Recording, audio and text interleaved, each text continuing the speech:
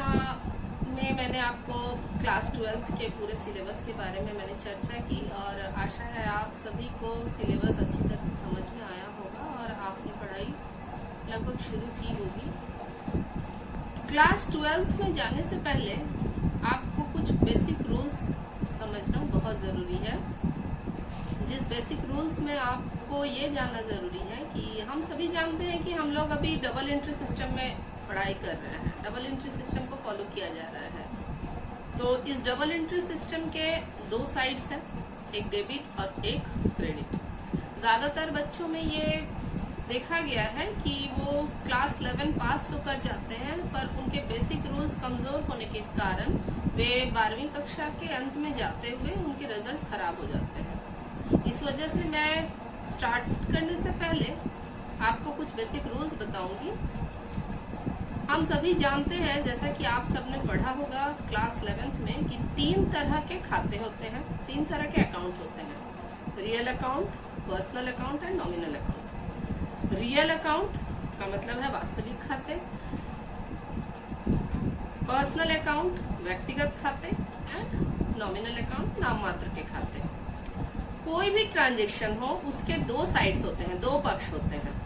उन 2 पक्षों में कोई भी ट्रांजैक्शन जो है उसका डेबिट साइड जो कि बायां पक्ष है और जो क्रेडिट साइड है जो दायां पक्ष है, वहां हम ट्रांजैक्शन का एंट्री किस तरह से करेंगे, इसके बेसिक रूल्स को जानने के लिए इन 3 खातों के बारे में जानना बहुत जरूरी है।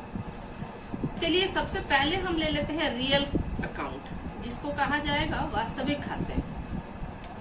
रियल अकाउंट में हम देखते हैं कि हम जब 2 पक्ष हैं तो अगर कोई ट्रांजैक्शन हो रहा है, जैसे Ram purchase goods from Shyam, तो 2 पक्ष आए हैं, राम और श्याम, ठीक है। या तो नकद अर्थात कैश में लेन देन हुआ होगा या फिर उधार में, क्रेडिट में। हम यहाँ मान लेते हैं कि कैश में लेन देन हुआ, राम एक पक्ष है और उसने कैश से खरीदारी की, तो इसका एंट्री जब हम करते हैं तो दोनों पक्ष को ध्यान में रखते हैं। पहला पक्ष है आपका डेबिट साइड, तो हमने आपको रियल अकाउंट में बताया कि रियल अकाउंट में जो गोल्डन रूल है, इसका पहला गोल्डन रूल है, debit what comes in and credit what goes out. Debit what comes in and credit what goes out. Debit what comes in credit what goes out को हम हिंदी में इस तरह से करेंगे कि जो आया वो डेबिट और जो गया वो क्रेडिट। इस तरह से आप याद रखिए। दूसरा होता है पर्सनल अकाउंट, डेबिट लेने वाला और क्रेडिट देने वाला, debit the receiver and credit the giver. इसमें हम देखें तीसरा है नॉमिनल अकाउंट। नॉमिनल अकाउंट में जितने लॉसेस और एक्सपेंसेस हैं वो सारे आपके डेबिट साइड में आते हैं और जितने इनकम एंड गेन्स हैं वो सारे क्रेडिट साइड में आते हैं। इस आधार पे जब हम प्रश्न पे फिर से हम चलते हैं कि Ram purchase goods for cash, if Ram purchase goods for cash तो Ram is the receiver and in the real account हमने देखा कि जो आया, कुछ आया हमारे पास, वो debit side, debit what comes in, तो क्या आया हमारे पास माल आया, गुड्स आया, तो जो माल आया उसको हमने परचेजेस नाम दिया और उसमें एंट्री केवल डेबिट साइड के बारे में सोचिए कि डेबिट में एंट्री क्या हुआ, परचेज अकाउंट डेबिट। अच्छा, राम के पास से गया क्या, राम के पास से गया है कैश। अगर राम के पास से कैश गया है तो राम से account debit to cash account. इतना समझ में आया आपको? ये सिर्फ रिव्यू है क्लास 11th का, ताकि हम क्लास 12 में जा सके, इसीलिए मैं इसको थोड़े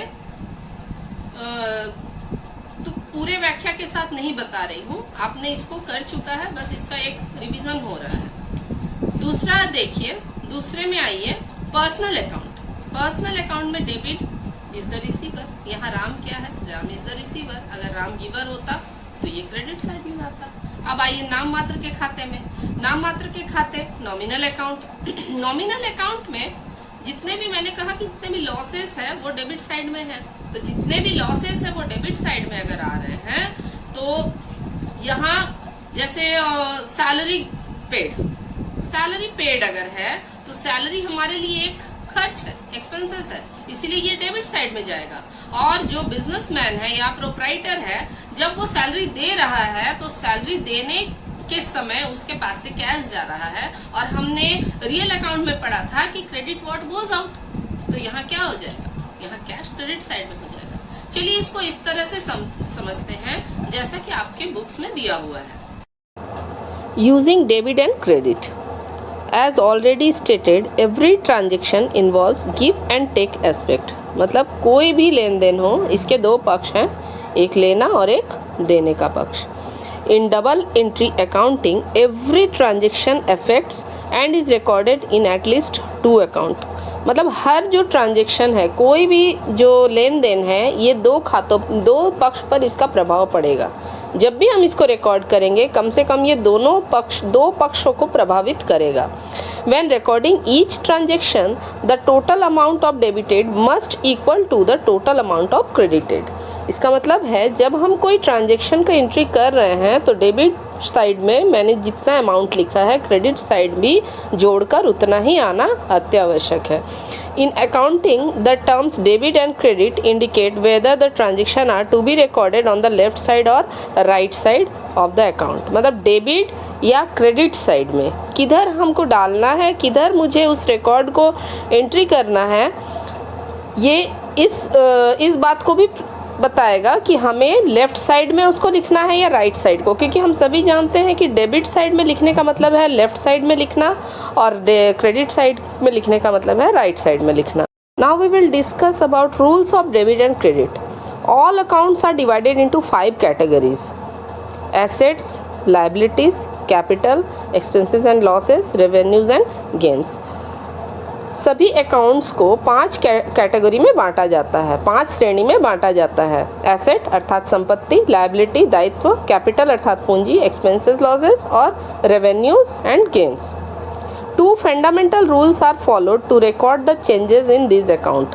इन दो फंडामेंटल रूल, बेसिक रूल को अगर हम फॉलो करें तो हम इसको आराम से रिकॉर्ड कर सकते हैं अपने अकाउंट्स में। For recording changes in assets and expenses and losses, increase for recording changes, अगर किसी एसेट्स या एक्सपेंसेस में या लॉस में कोई भी चेंजेस आया है तो उसका रिकॉर्ड किस तरह से होगा। Increase in asset is debited, अगर कोई भी एसेट बढ़ा हो, एसेट अर्थात संपत्ति में अगर इंक्रीज मतलब बढ़ा हो तो उस डेबिट साइड को बढ़ा देगा। और अगर एसेट घटा हो, एसेट जो है वो अगर घटा हो तो वो क्रेडिट साइड को बढ़ा देगा। इसके बाद increase in expenses and losses is debited, अगर एक्सपेंसेस एंड लॉसेस जो है वो इंक्रीज किया है अर्थात बढ़ गया है तो वो डेबिट साइड को बढ़ाएगा। और अगर डिक्रीज किया है तो वो क्रेडिट साइड को बढ़ाएगा। ठीक है। For recording changes in liabilities and capital and revenues, अब हम लायबिलिटी या फिर कैपिटल और रेवेन्यू में अगर कोई चेंजेस आए हैं तो इसका लेखा हम कैसे करेंगे। Increase in liability is credited, जब भी लायबिलिटी बढ़ा है तो क्रेडिट पक्ष को बढ़ाएगा, और अगर लायबिलिटी घटा है तो वो डेबिट पक्ष को बढ़ाएगा। Increase in capital is credited, अगर कैपिटल इंक्रीज किया है तो उसे हम क्रेडिटेड करेंगे, एंड अगर कैपिटल जो है वो डिक्रीज किया है तो उसको हम डेबिट साइड में उसका एंट्री कर देंगे। अगर रेवेन्यू जो है वो इंक्रीज किया है, increase in revenue gain is credited, तो क्रेडिट साइड को बढ़ाएगा। Decrease in revenue and gain, अगर रेवेन्यू या गेन दोनों ही अगर जो है वो घटा है तो उसको हम डेबिट साइड में इसका एंट्री करेंगे। इसको एक माइंड मैप द्वारा आप देखिए। Rules of debit and credit. Asset जो है जब वो इंक्रीज किया तो डेबिट साइड बढ़ा, याद रखिए इसको, और जब वो घटा तो वो क्रेडिट साइड में आ गया। ठीक है, वो क्रेडिट पक्ष को घटा देता है। इसके विपरीत कैपिटल में देखिए, कैपिटल में अगर कैपिटल जो है, कैपिटल अर्थात जो पूंजी लगाया है हमने, अगर वो कम हुआ तो डेबिट पक्ष में आएगा, और वो बढ़ा तो वो क्रेडिट पक्ष में आएगा। अगर रेवेन्यू और गेन्स का देखिए, अगर वो घटा है तो डेबिट, बढ़ा है तो क्रेडिट। और अगर ये सारी बातें हमने एसेट साइड के लिए की, ये सारी बातें हमने ये एसेट साइड के लिए की। ठीक है। अब लायबिलिटी साइड देखिए, जब लायबिलिटीज़ घटता है तो डेबिटेड साइड में होगा, और अगर लायबिलिटीज़ बढ़ गया तो वो क्रेडिट साइड में जाके जुड़ेगा। एक्सपेंसेस और लॉसेस के मामले में जब हम देखेंगे तो जब एक्सपेंसेस, किसी भी तरह का एक्सपेंस हो, अगर वो बढ़ रहा है तो डेबिट साइड में उसका एंट्री होगा, और अगर वो घट रहा है तो क्रेडिट साइड में उसका एंट्री होगा। ठीक है, आप इसको लिख लें तो बेहतर होगा। ठीक है।